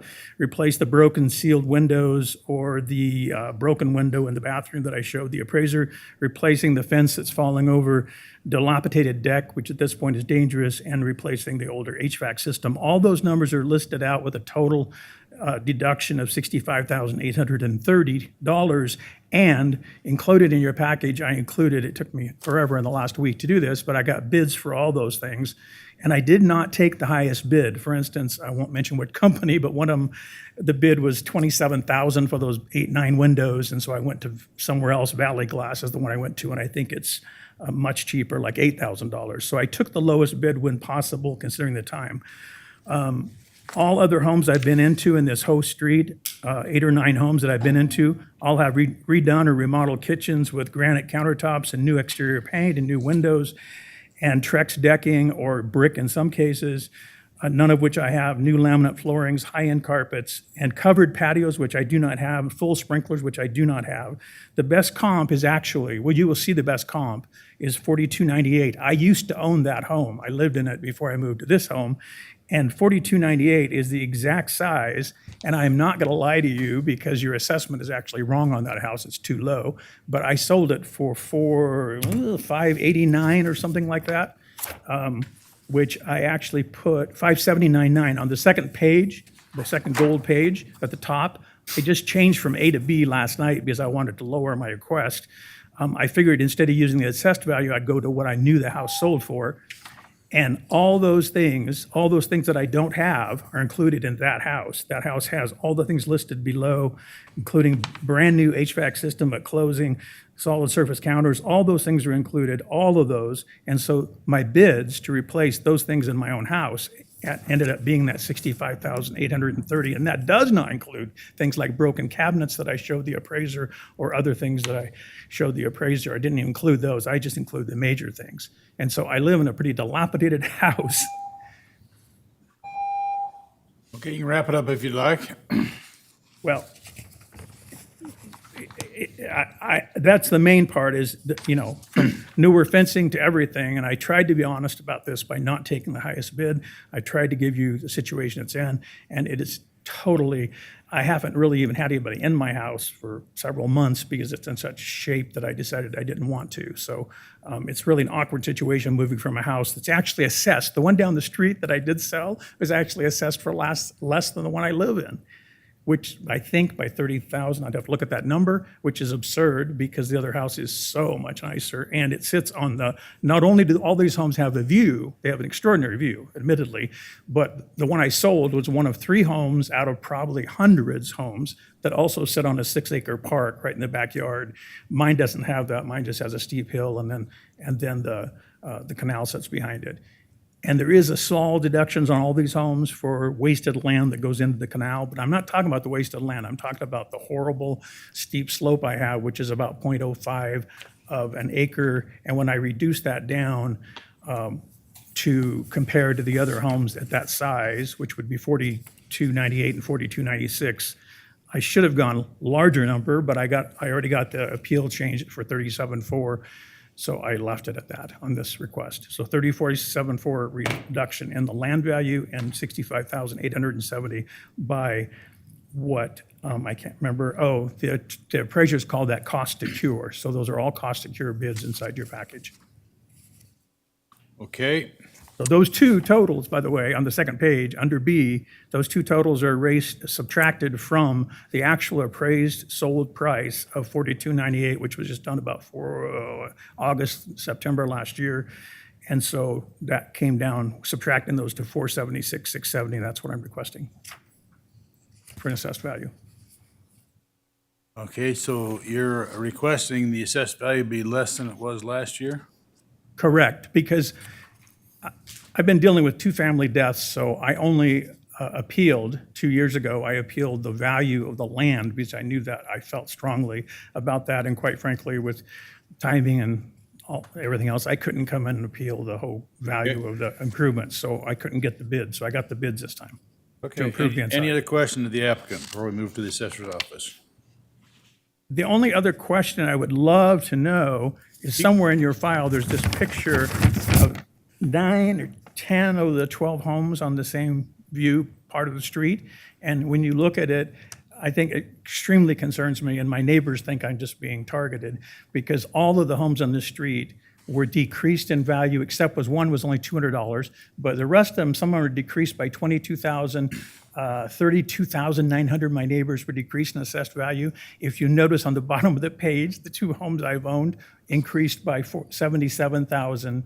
The previous home I owned, 77,000 went up, and the home I live in went up 56,000, when it's far, far, far worse than any other of these homes that were all decreased in value. Okay, you'll have a chance for rebuttal after you hear the assessor's Thank you. presentation. Go ahead. Good afternoon, Commissioners. My name is Jacob Wilson, residential appraiser for the Ada County Assessor's Office. The subject's property is located in Breckenridge subdivision in southeast Boise. It is a single-family home built in 1991 that has 1,514 square feet. The home is of typical construction with some deferred maintenance. The home is located on a view lot superior to typical lots of homes in the area. The subject was trended for the 2025 tax year and increased 10.09%, which is consistent with the immediate neighborhood. It has an assessed value of $565,300. The 2022 Board Tax Appeals modified the total valuation to $509,000. Since then, the assessed value has increased 11.06%. The subject's property was inspected June 18th, 2025. There has been some routine updates since the county's appraisers last inspected the home in 2019. There has also been some new condition issues arisen since the last inspection. Based on the current conditions of the home, the improvement value is accurately represented for the 2025 assessment year. The lot backs to the New York Canal with a slope leading to the canal. The slope section of the lot is improved with landscaping gravel. Page 2 are the results of our mass appraisal defense of the subject. Page 3 in your material, you will see 3 comparable sales that support the current assessed value. All comparables used are similar to the subject in age and physical characteristics and bracket the subject in size. Sales were adjusted for market appreciation, square footage, location, and condition. Comparable sales have an adjusted sale price range of $538,200 to $601,900, with comparable one being the most heavily weighed sale, given its also being a view lot, its overall characteristics, and its sale date closest to January 1st lien date. Pages 4, 5, and 6 are maps showing the subject's property location in relation to the comparables, and a land equity map, also an aerial depiction of the subject. Based on the provided market data, the subject's property's 2025 assessment value of $565,300 appears to be well within acceptable range of market value. Thank you. Okay, any questions for the assessor's office? Any questions? Go ahead. What are the improvements you noted? So our appraiser noticed updates in roofing, decking improvement, flooring replacement, gutter improvement, and replacement of some windows. Thank you. Okay. Go ahead. Excuse me. My question is, did you take into consideration the BTA appeal decision in relation to all the considerations you made? Yes, so his home has the most depreciation of any home in his area there due to condition. So we're taking into the condition into consideration, yes. So, and you, again, Mr. Chairman. Go ahead. He indicated you went out and looked at the property, correct? You actually went into the property and looked at it? Yes, our appraiser behind me went and looked at the property. I mean, yeah, the Yes. assessor's office. And did you look at, were any of the other comparables looked at in the same context as a comparison of the value as he's presented it in terms of condition? No, just what we found with pictures on MLS listings. we would, and so we did adjust for condition with our comparables. Yes, so, yes. So, again, so you said routine update and comparables.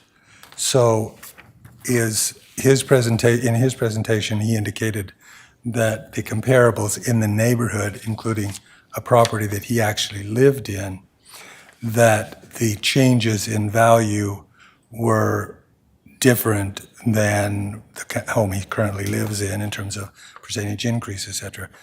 What's your counter to that? So the property he refers to is actually number one on our comp there. And so the adjustments we made would be for view on the lot and condition of that home being slightly superior to his current residence. So you said because, well, the comparables that you gave in relation to the comparables that he gave, it was a 10% increase in his.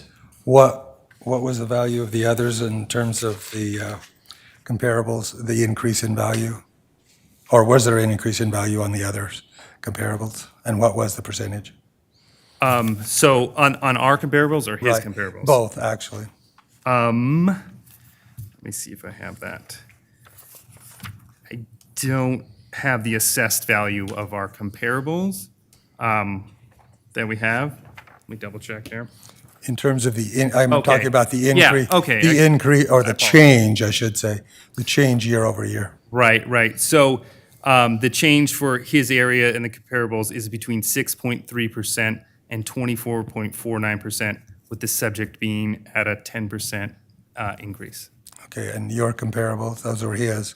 What are, or that's all? That yours includes- and his. Yeah, So it's between 6 and 24%. correct, yes. Let's see. I think those. Oh, the view lot. What kind of value adjustment did you get?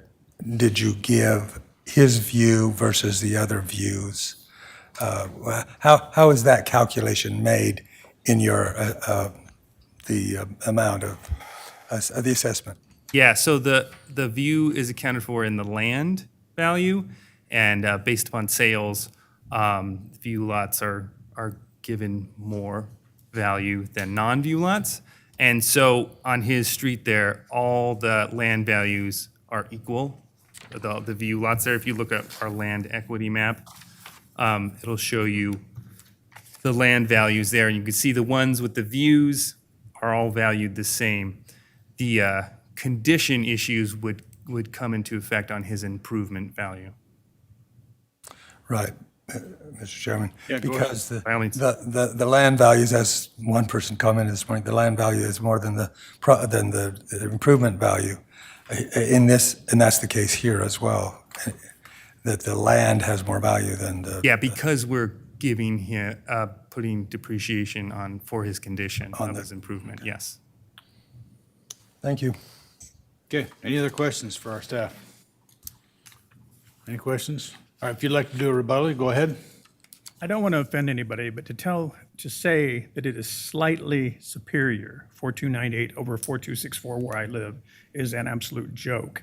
Slightly superior with new vinyl windows all the way around that slide with a finger, from a new deck to vinyl fencing that's in great shape to, I could go on and on, brick-lined patio stuff to paint on the outside to, I could go on the whole list that I just repeated to you, to solid surface counters. To say that slightly superior is an incredible understatement, and that's the reason I gave you that list of all the bids and the list on the front cover and also the bids inside. It is not true, in my opinion. And then furthermore, the comparables he's using, The only one that I think is valid is 4298, which I've been talking about, because I know the house so well. I lived there for 4 or 5 years. But the other ones, I think all three of those homes, when I look at the pictures of them, all of them have covered patios, which I do not have. All of them have brick trim along the front, which I do not have. I have terrible siding that needs either replaced or painted badly. And all of them, I believe, have full sprinkler systems, which I also do not have. The choice of my back 30, 25 feet of this space that I'm debating about, that I won before, is because I had no choice. The land was all falling off. The guy I bought the house from, unfortunately, was very sick and in the hospital. And when I bought it and paid whatever price I wrote down there, I was honest about the price I paid for it. When I did that, the sprinkler system had been broken and been running under the house for years. So I had to deal with massive mold problems and wiring problems in the attic that I would gladly let any of you come out and still see, because the attic, some of those issues, almost all those issues are still there. I'm not trying to hide anything, but to say that it's slightly superior is a gross understatement. Most people, I mean, I sold the other house in a matter of 2 or 3 days because people wanted it so bad. It sits rare house sitting on the park and the view. And it's just and I can't even fathom comparing when I have no brick, no covered deck, no covered patio, no full sprinklers, none of that. And terrible condition, which you can see in all those pictures that I gave you copies of. If you look at those pictures, you will see broken cabinets and the woodwork and the siding. And I showed all this to the appraiser, and he did not offer $1,000 of deduction. So he said, well, you'll need to go get some bids. So I've spent the last 4 days almost with no sleep doing exactly that, because I want to be treated fairly. I do not want a favor. I want to be treated fairly. It's what I taught for 33 years in the Boise Valley for, is to teach kids to be treated fairly. Okay. All right. Thank you. Any questions from the staff, from the commission? Mr. Chairman. Go ahead. So, for Mr. Rice, well, and the assessor's office as well, the BTA, the way you presented it, the decision they made was a reduction in land value, not the home itself. Absolutely. It was a land value decision, but then the assistant assessor Brad requested that it be moved back onto the value of the property, the improvements. I don't know why. It's a very long, I have it here somewhere. I didn't want to give you 30 pages of papers. So yes, the request was for the land. That was the testimony that I provided to them, showing them all the pictures of the neighbors, and I believe I have those around here too if you want to see, if you want to look at some of the neighbors' lands. My next door neighbor right next door put in a huge paver wall so they could have orchard trees down below. Further down, all my neighbors they flattened it out and did different things to put hot tubs, even a pool, etc. I have none of that. And so yes, it was on the land, but it got switched back not by appeal. I think Brad said it was they asked the reconsideration. So they switched it from the land back to the house. And I was never asked, quite frankly. I think I was told, I think the implied thing that I was told was if I wanted to complain anymore, go hire some attorneys, go to the state and sue everybody. And I don't want to do that unless I'm forced to do that. But you're welcome to come to my house. I know that sounds really ridiculous, but you see the picture of the conditions.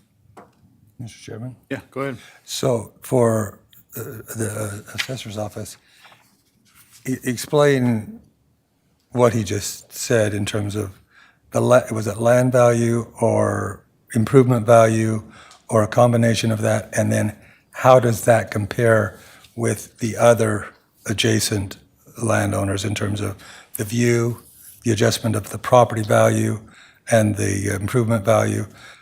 Put all those pieces together in relation to what he just said. Respond to that one, Mr. Chairman and Commissioner Daly.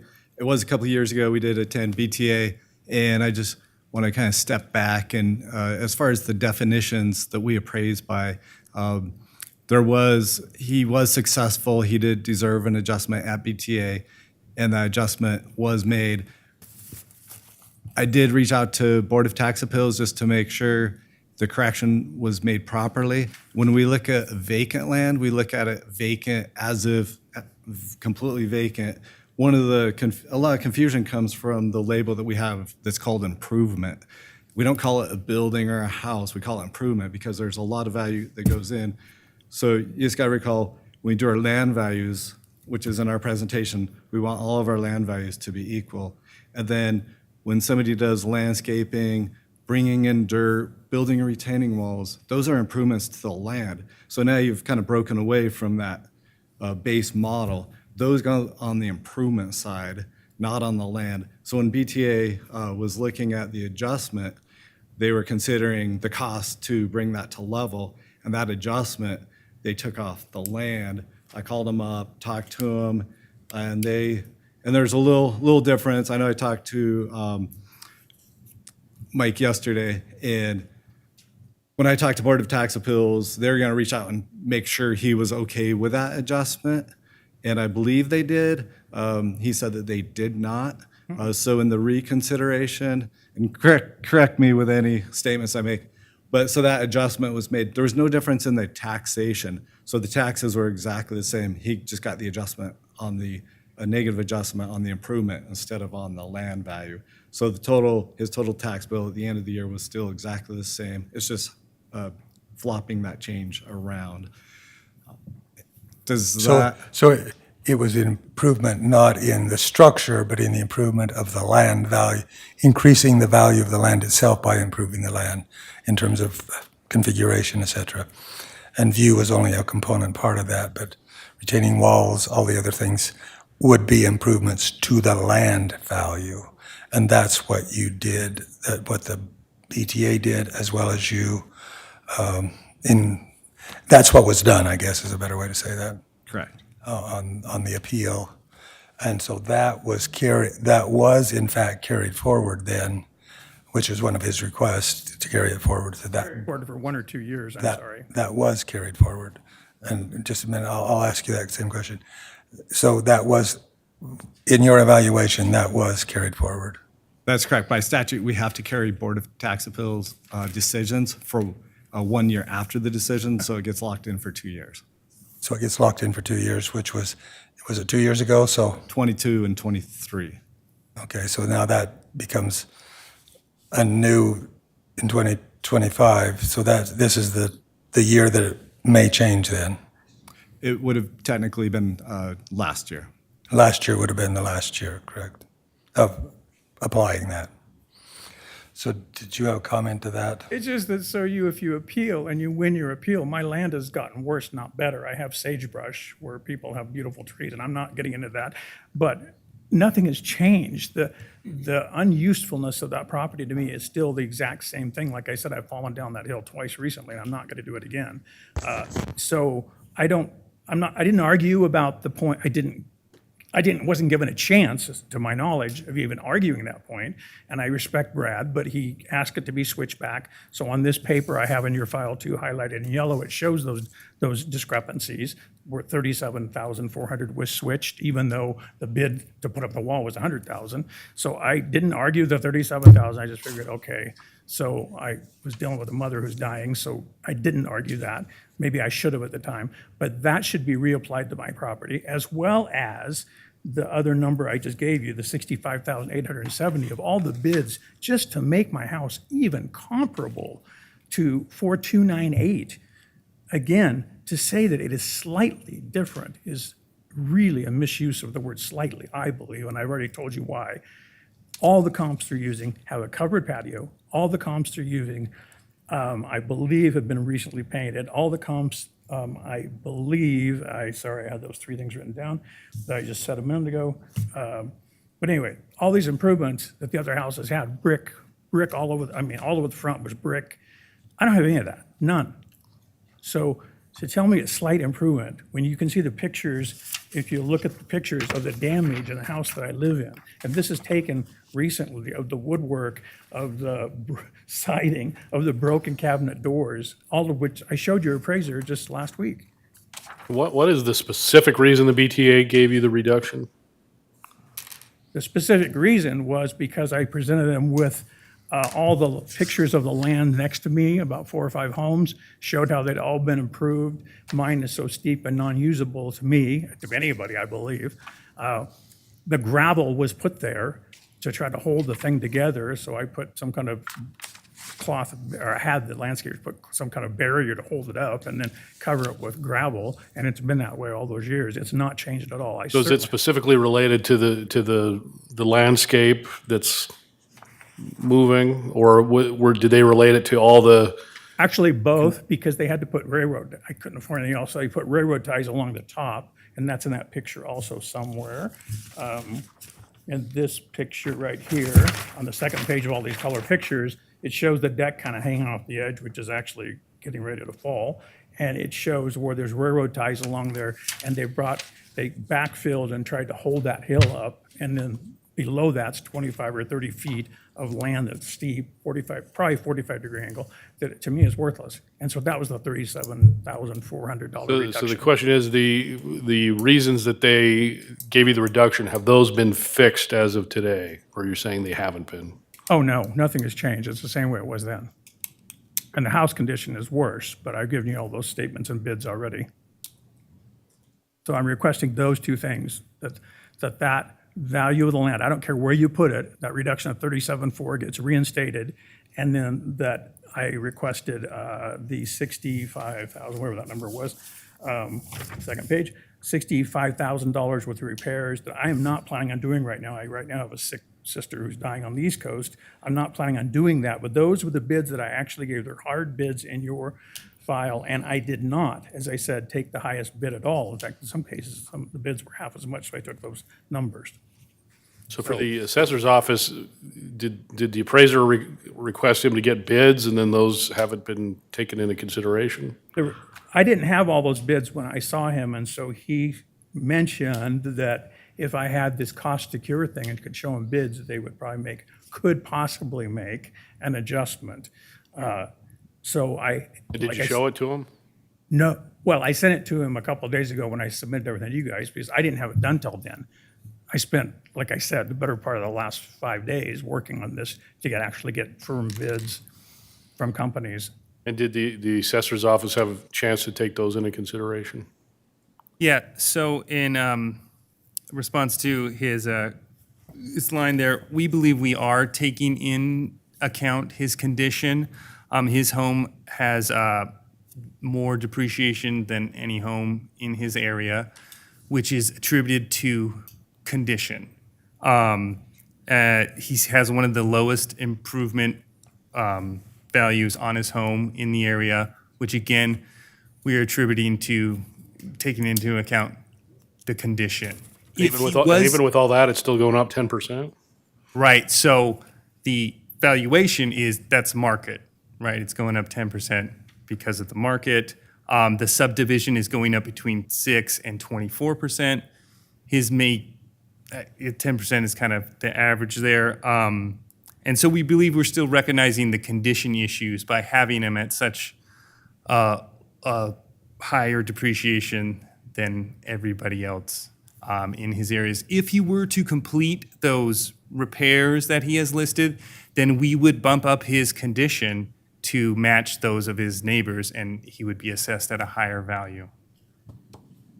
Yeah, how much, I have a question. How much did you say that you've had a higher depreciation for his home? What, could you quantify that? Could I? Go ahead. Mr. Chairman, just next door, there's a property that has a retaining wall in there that's very similar in size. It's a 2-story, but they've put the retaining wall in, and the improvement value on it, now keep in mind there's going to be a few small characteristic differences, but the value on the improvement is $318,100 next door, and then his is $276,400 for the improvement. So it is identifying that his is being discounted for not having that retaining wall and backfill and condition, which is what Jake is referencing. He has a high depreciation, which is knocking that improvement value down. Okay, and that's for the land that you're talking about, That's the improvement. On the land. the improvement on the On land. the land. Correct. Right. Okay. All right, any other questions? May I say just one more thing about this piece of paper I gave you? Okay, go ahead. Something is just extremely suspicious on this paper, and I highlighted all this for you, that out of those 10 or 11 homes, I know I skipped one, I said because someone just died, but if you look at the bottom two, just the bottom two, on this. They're highlighted in yellow all the way down. Those are homes assessment this year, well, between 2022 and 2025. And if you look at the bottom two lines, the home that sold, that was my old home, that was in great condition, its assessment is 533.8, and it increased by 77,000, by the way, but at 533.8, the home I live in, which is in horrific condition comparably, is assessed at 565. There is no logic here. And all of the rest of them, except for one dropped $200, all the rest of them had huge decreases. So to convince me that I'm not being targeted because I appealed something 8 years ago, which I could discuss with you privately sometime, ever since that happened to me, I've been targeted. And I feel this is pretty substantial proof when you look at this paper.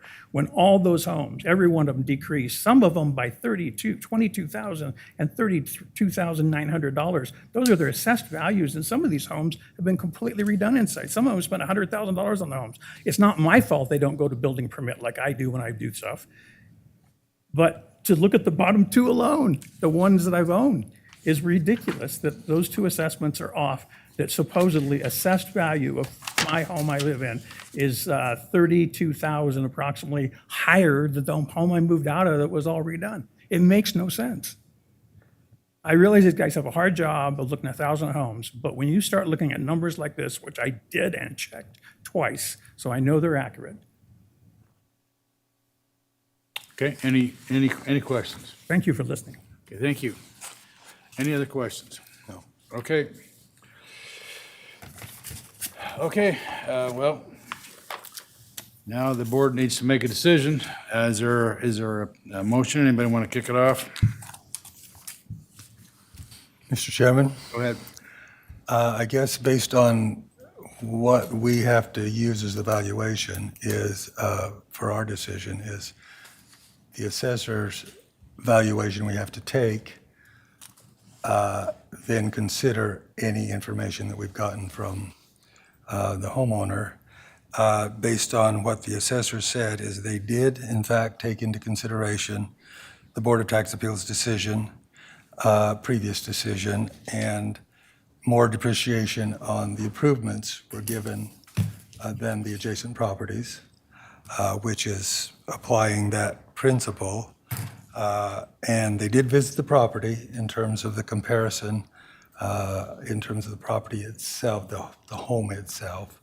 So I would say we, based on the information we have and the criteria we have, and if there is a dispute over our decision, that could go to the Board of Tax Appeals again, who would in fact give a higher evaluation process than we have the capacity to do here. So with that in mind, I would be inclined to uphold the assessor's decision. Okay, is there a motion? So I move that the Board of Commissioners, sitting as the Board of Equalization, uphold the assessor's evaluation on parcel number R10711500030 and authorize the chairman to sign the documents on behalf of the board. Okay, is there a second to the motion?